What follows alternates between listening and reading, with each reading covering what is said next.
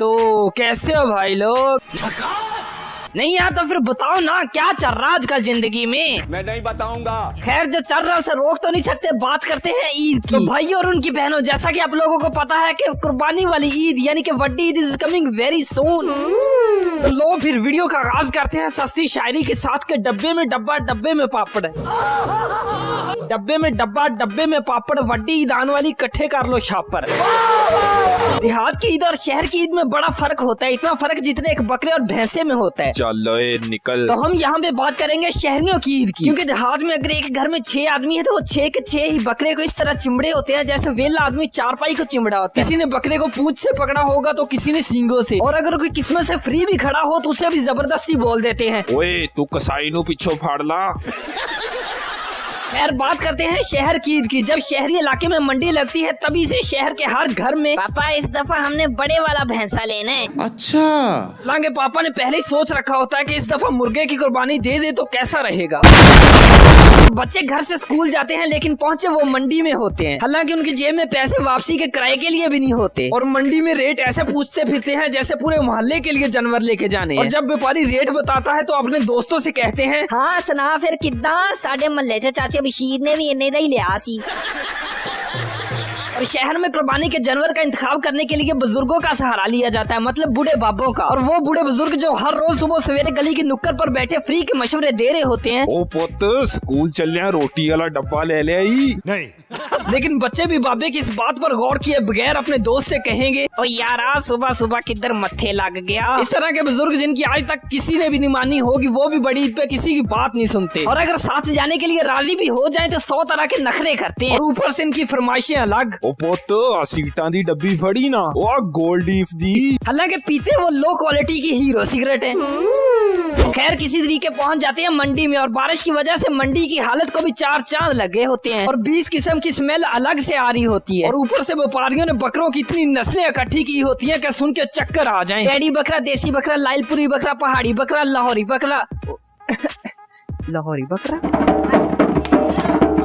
एक तो मुझे समझ नहीं आती, 50,000 का जानवर खरीद लेते हैं लेकिन 200 रुपए लगाकर उसे स्कूल से घर नहीं ला सकते। किसी ने अपनी मोटरसाइकिल पे बिठाया होता है तो किसी ने अपने कंधों पे उठाया होता है, और वो बाबा जिसे बड़ी मिन्नतों से साथ लेके गए थे उसे मंडी में छोड़ आते हैं। बेचारा वो मंडी में खज्जल होता फिरता है। जानवर घर लाने के बाद वो सारे बच्चे जो थोड़ी देर पहले अपनी दादी के इर्द गिर्द बैठे थे अब वो बकरे के इर्द गिर्द बैठे होते हैं। बकरे के साथ तस्वीरें बनाने के लिए अपनी दादी ही की ऐनक उठा के बकरे को लगाई होती है। तो फिर सेल्फी भी इस एंगल से क्लिक करते हैं कि अंदाजा लगाना मुश्किल हो जाता है कि इनमें से बकरा कौन है। और दूसरी तरफ घर के जो बड़े लड़के होते हैं उन्हें भेज दिया जाता है बकरे के लिए पट्ठे लेने, और लड़कियां फिर शुरू हो जाती है बकरे को रंग रोगन करना। अब देखनी है पूछ भी रत्ती काट दिए नहीं।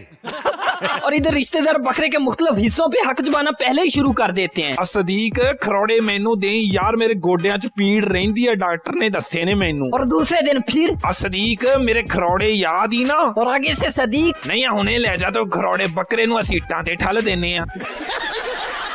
घर की औरतें अलग ही झूठ के पुल बांध रही होती है। बकरा अगर 50,000 का है तो बताएंगी अब एक भी तेरा भरा 3 लाख का लेके आया ही। बंदा इनसे पूछे, नहीं यार तुम्हारा चर्च का कारोबार है या फिर बकरा ही एप्पल कंपनी का है। अब बात आती है ठरकी लड़कों की, इन्हें अलग ही मौका मिल जाता है लड़कियां तारने का। बाहर बकरा बांध के साथ ही बैठ जाते हैं, हम इनकी रखवाली कर रहे हैं। और अगर कोई गलती से लड़की इनके करीब से गुजरे तो ऐसे मोबाइल कान के साथ लगा के, हाँ यार 2 लाख दा लेके आंदा है। और लड़कियां, हेलो नसरीन, यू नो हमारे मोहल्ले में एक बकरा है, उसने लड़की के पीछे टूट मारा तो उसका सर दीवार के साथ बच गया। और फिर ईद वाले दिन बच्चे ईद नमाज से पहले ही घर की छतों पे चढ़ के खड़े होते हैं और इस इंतजार में रहते हैं कि किसी न किसी घर का तो बैल भागेगा ना। और इस तरह बैल से कहीं दूर खड़े आपको फ्री के मशवरे देने वाले भी कसीर तादाद में मिलेंगे। पूरी जिंदगी में मुर्गी कभी इन्होंने ज़िबा नहीं की होती लेकिन मशवरे ऐसे दे रहे होते हैं जैसे कसाई से बड़े गहरे ताल्लुकात हो इनके। और मुझे तो इन लोगों की समझ नहीं आती, 50,000 का जानवर खरीद लेते हैं लेकिन हमेशा तलाश इनको इस कसाई की रहती है जो लंडे से भी ज्यादा सस्ता हो। अरे लंडे का कसाई भी होता है क्या? नहीं, मतलब सस्ता हो, बड़ी बड़ी छुरियां कसाई के हाथ में हो, चाहे तकबीर उसे आती ना हो।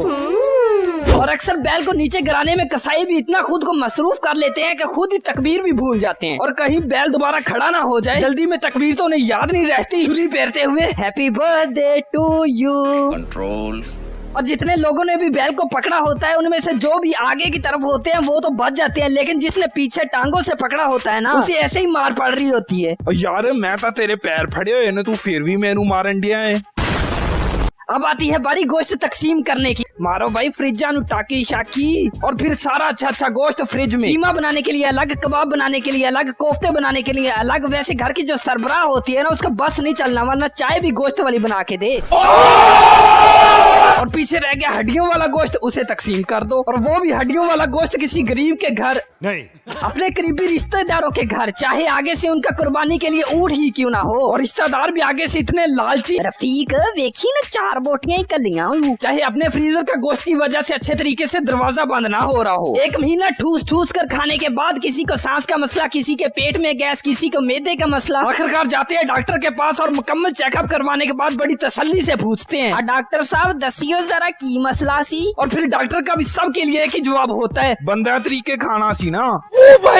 तो चलो यार आज का वीडियो देर खत्म करते हैं। अगर वीडियो पसंद आई तो वीडियो को कर दे लाइक और अपने दोस्तों के साथ वीडियो को दबा के कर दे शेयर। और अगर इस वीडियो में कोई भी बात अच्छी लगी हो या फिर किसी भी जगह पे आपको जरा भी हंसी आई हो या फिर आप पहली दफा मेरे चैनल पे आए हो तो चैनल को कर दे सब्सक्राइब। तो वीडियो खत्म करने से पहले एक बात कहना चाहूंगा कि भाई लोग इस ईद पे खास ख्याल रखें उन लोगों का जो सच में आपके हलाल पैसे से की हुई कुर्बानी में से गोश्त के हकदार हैं। ऐसे लोग मुंह से नहीं बोलते और ना ही जाहिर करते और कसम से सही हकदार भी यही लोग होते हैं।